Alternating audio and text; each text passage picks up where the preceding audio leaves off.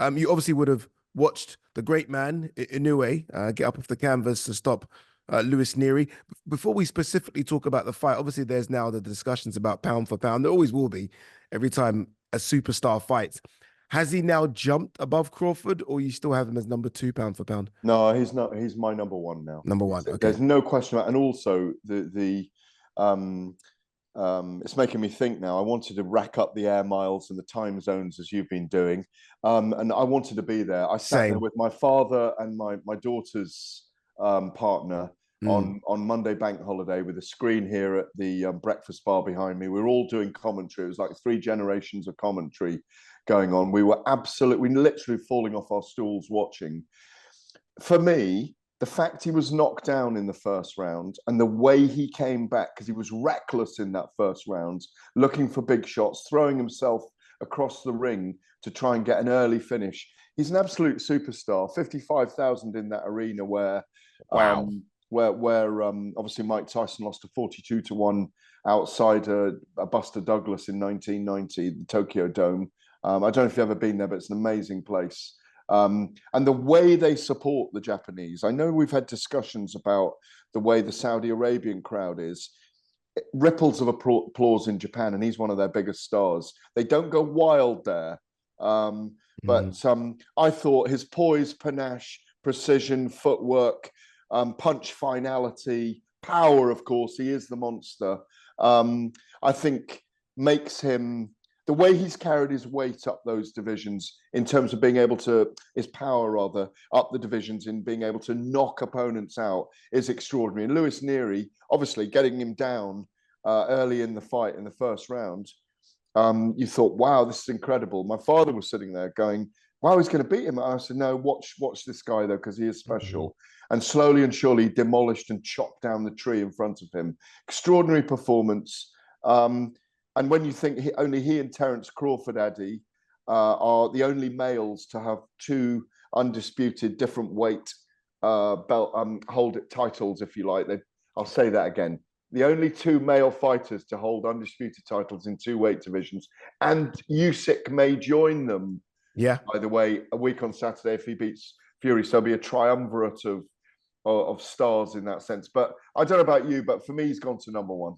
Yeah, and look, I always feel like every time one of the top dogs fight, they've got that chance to jump. And Crawford may well jump when he fights Majimov to be another champion at another weight class. But I'm with you for now. I think Inoue is pound for pound number 1. I think boxing right now is in such a good space. I mean, we've always had sort of big fights all over the world, but you've always felt like the big draw was Las Vegas or Madison Square Garden.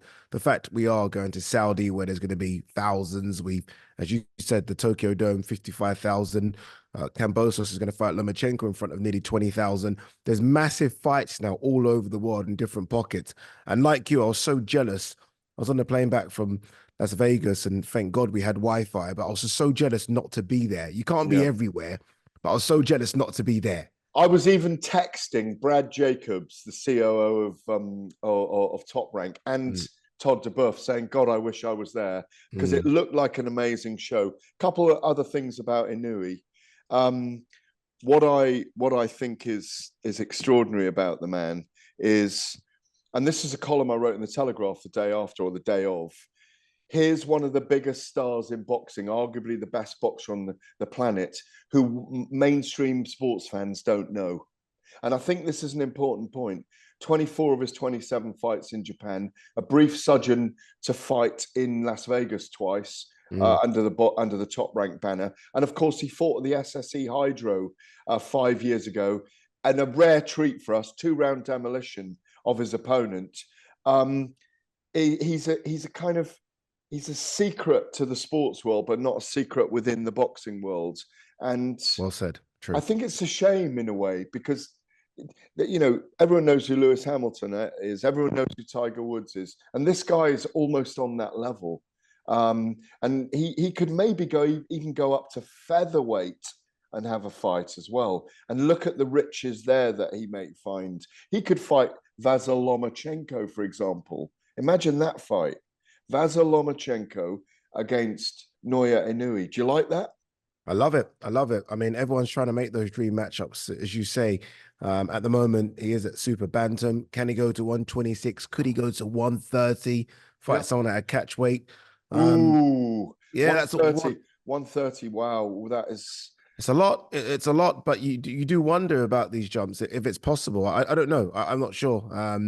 If he was 25, 26, you'll say yes, but what is he, 31? He was at light flyweight I know it's crazy. 10 years ago, and he's fought world titles for 10 years. It's All world incredible. titles for 10 years. And here's the other thing I love about him. He's married to his childhood sweetheart with 3 little kids. And he loves Disney parks. Do you know about this about him? No. He loves Disney parks. He loves Disneyland. He's a romantic. His favorite movie is Aladdin, and he is a genie for the modern times. Look at you. I like that. That was quite a good nice little bit there from Mr. Gareth A. Davis. But no, honestly, look, fantastic performance from Inoue. And as I say, there's so many big fights coming up. Lomachenko versus Kambosos, should I say Kambosos versus Lomachenko, the undisputed 5 versus 5. It's an incredible run of boxing at the moment, and we should be very, very fortunate that we are covering every single one of those big fights.